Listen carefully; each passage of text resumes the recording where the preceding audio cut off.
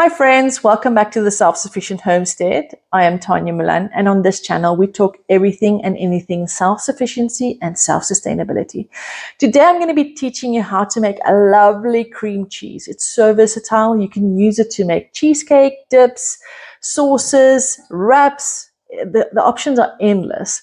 The yield on this recipe is so big. It's really lovely. So it's worth every cent if you have a cow or if you don't have a cow to make cream cheese yourself. So let's start by looking what equipment do we need to make our cream cheese. Well, first of all, you do need a heat source. Secondly, you need a pot. Then we need a bowl, a colander with some cheesecloth, a spoon. And then I've got a German thermometer, which is pretty expensive, but I really appreciate this thermometer. It's been lasting a long time. If I buy cheapies, they don't last. So I really like my good quality thermometer. Then if you are in a cold area or if you are in winter, I would suggest that you get yourself a Wonder Bag. And I will explain about that later. The ingredients that we need is our milk. Now in here, I've got Petunia from the farm's milk. It's raw milk, it's full fat, and you can use raw milk from your own farm or from a source that you trust. Pasteurized milk, and in South Africa you get ultra pasteurized milk. You can even use that as well. You will also need a mesophilic culture. I've got CHN22. You can get it from any cheese supplier. Now, mesophilic just means that it is a bacteria that thrives in normal types of temperatures, like your home's temperature. We also need Rene, which you can also source from your cheese shop. And we're going to need a bit of water to mix our Rene in with. To start off, our milk has to be heated up to 30 degrees Celsius. Now let's check it because I did warm it up before I started here. And let's see where it is now. It is 30.5. I'm happy with that. So if you want a strict guideline, take it to 30. But 30.5 here is good enough for me. Now, if you've just milked your cow and just brought the milk in, that milk is the perfect temperature to make your cheese as well. In my pot, I've got 8 liters of milk. So I'm going to just teach you how to adapt this if you have different quantities of milk. So for every liter of milk that you put in your pot, you put about 1 medium-sized granule in there. And to bring it together, if you've got like 4 liters of milk, it will be around about 1/4 teaspoon. 8 liters will be 1/2 teaspoon of this culture. I'm just going to add my 1/2 teaspoon of culture, around about 8 granules, to my 8 liters of water. And I'm going to give it a stir for about a minute, just to make sure that all these culture granules dissolve into my milk. I don't know if you hear Petunia calling. She's very cross with me. She's had her calf with her way longer than she should have. The calf should have been weaned long ago, but we just left the calf with her because why take it away? But it's come to a stage where we're before winter at the moment, and we wanted to keep her condition. So we've finally taken the calf away. So she's calling outside, and she's pretty upset with me. Our culture has been stirred through. Next up is our Rene. Now, for every liter of milk, we have to put 1 drop of Rene. But Rene has to be diluted into water first. And the guideline is that you put 4 drops, so that would be for 4 liters of milk, into 30 mils of water. So I've got 8 liters here, so I'll be using 60 mils of water with 8 drops. So just adjust it to whatever quantity you have.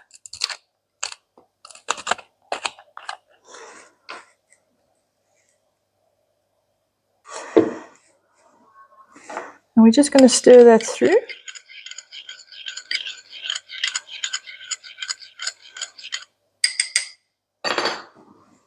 And add it to this milk that is about 30 degrees Celsius and give it a stir through as well.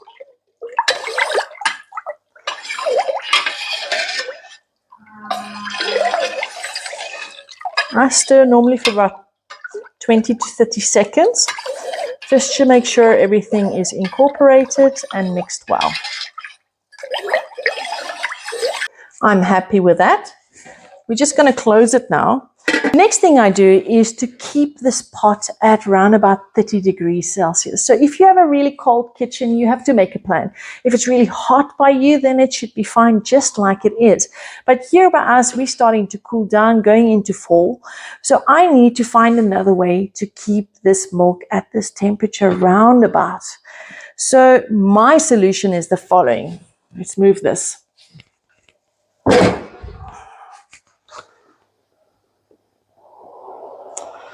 This is where the Wonder Bag comes in. This is a fantastic thing to have in your kitchen. It can cook your food overnight. You just boil it on your stove, put it in here, and by tomorrow morning your food is cooked. It can keep your yogurt at temperature, your cheese at temperature. So I just love using this Wonder Bag. Very, very user-friendly as well. It's literally a bag that is stuffed with heat retention material, and you close it up, and Bob's your uncle. So let's see what this looks like. This is a batch that I made last night. So it's 18 hours, and we can see what's happened to our mixture now.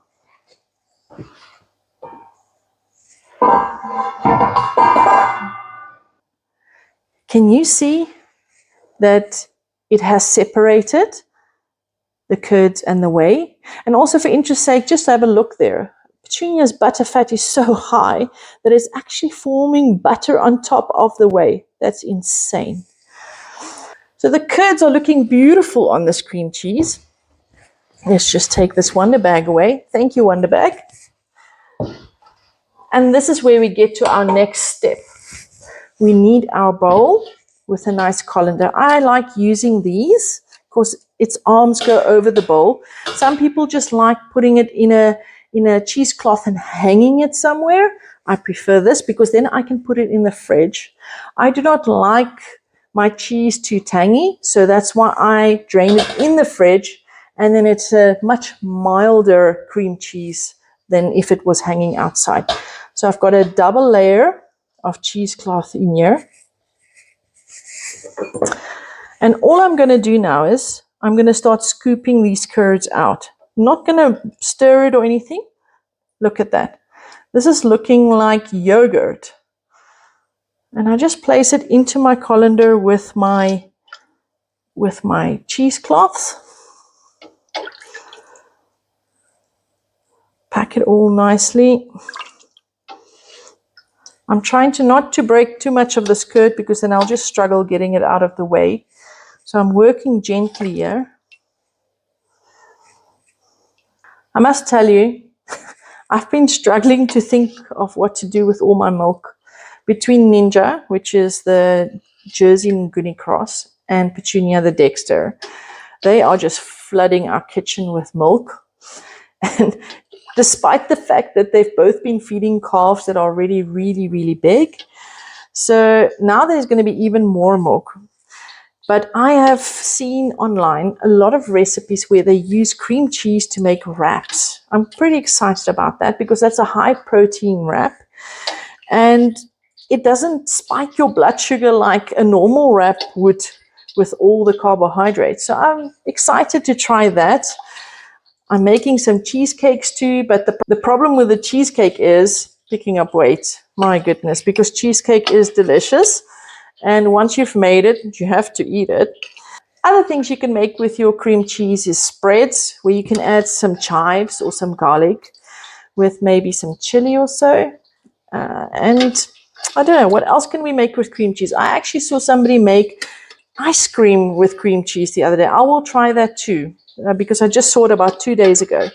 But if you have any ideas what to make with cream cheese, please put it in the comments, because I am seriously running out of ideas. And even if you have ideas of what I can do with my milk, I would love it. I'm making yogurt as well, and I love making dough with my yogurt and making naan breads. That's really delicious. And just enjoying the yogurt just like that. I don't know what else to make. You You should put in the comments so I can get more ideas, please. Next up, we're going to use this guy. It's got some holes, so I think this will go easier. For all the pieces that have broken off, I'm going to try and drip off as much of the whey as possible. By the way, speaking about whey, you shouldn't throw your whey away. Man, that just sounded like a piece of poetry. Don't throw your whey away. You can do so much with your whey, and the whey is filled with protein. You can start fermenting things with your whey. You can put it in your smoothies. So there's endless lots of options to do with that as well. So it should not be wasted. Right, all our cheese is in our colander now. Now all I do now from this is I just close it up a bit. So I shake it a bit just to get some of the whey out, so I have more space.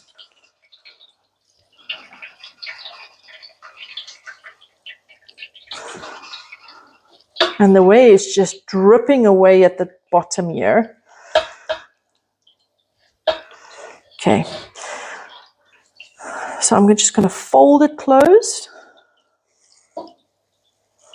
And this is just a means of protecting it a bit while it's in the fridge.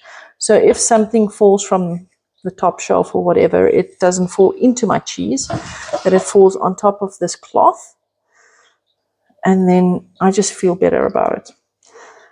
So have a look here at the bottom quickly how much whey we've got dripped off already. It's really moving fast. So depending on how you like your cream cheese, either a more solid consistency or more like a cottage cheese will depend on how long you drain this. The guideline is about 12 hours, but I would recommend that you check in on your cream cheese often, every 4 hours or so, because then you'll start to learn what consistency you want and how long it will take. So we'll check on this a bit later. I don't go the full 12 hours because then it's too solid for me.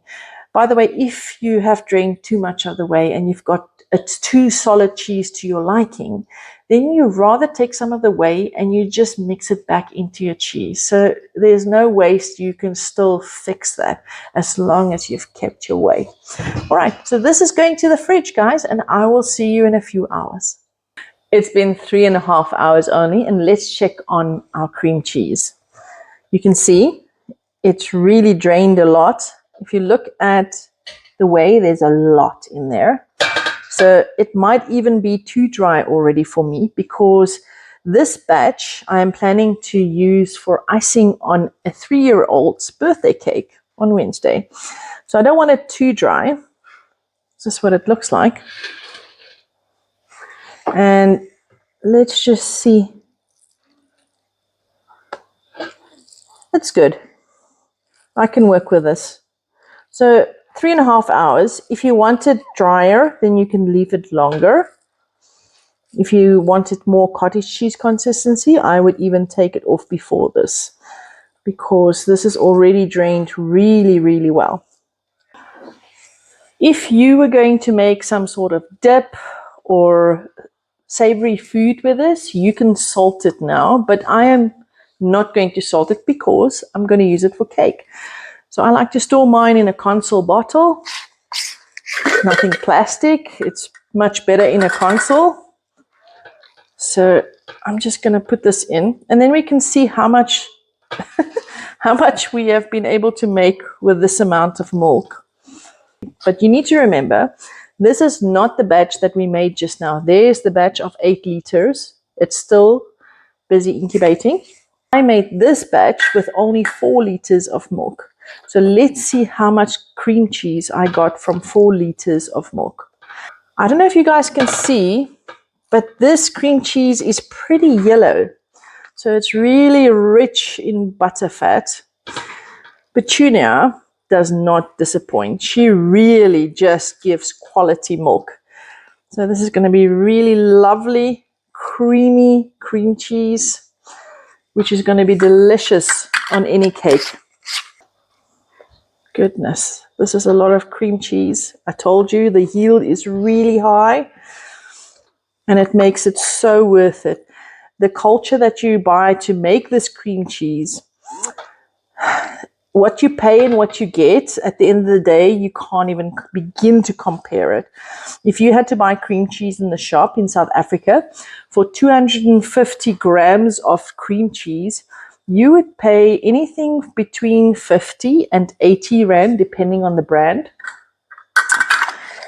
And if you had to make 250 grams of cream cheese using this method and with culture, I don't know, I should actually work it out. It's going to cost you a fraction of the price. So it's definitely worth it. Just getting that last bit scooped out. And it's proving to be a bit challenging with only one hand. So let's just use two. This is our last bit of cream cheese. There we go.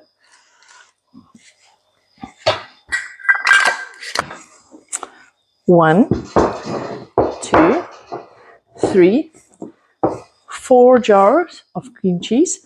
This is 2 liters of cream cheese. If I had to weigh it, I probably would say it would weigh in the region of 2.5 kilograms of cream cheese. And if you look at the whey that we got, once again, don't throw your whey away. Look how much whey we got. So much from just 4 liters of milk. So friends, if you found this video useful, please give it a like. If you want to see more, subscribe.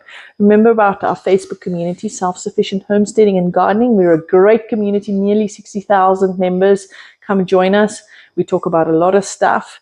And tell me in the comments if there's anything else you want to see, and I will see you next time. Goodbye.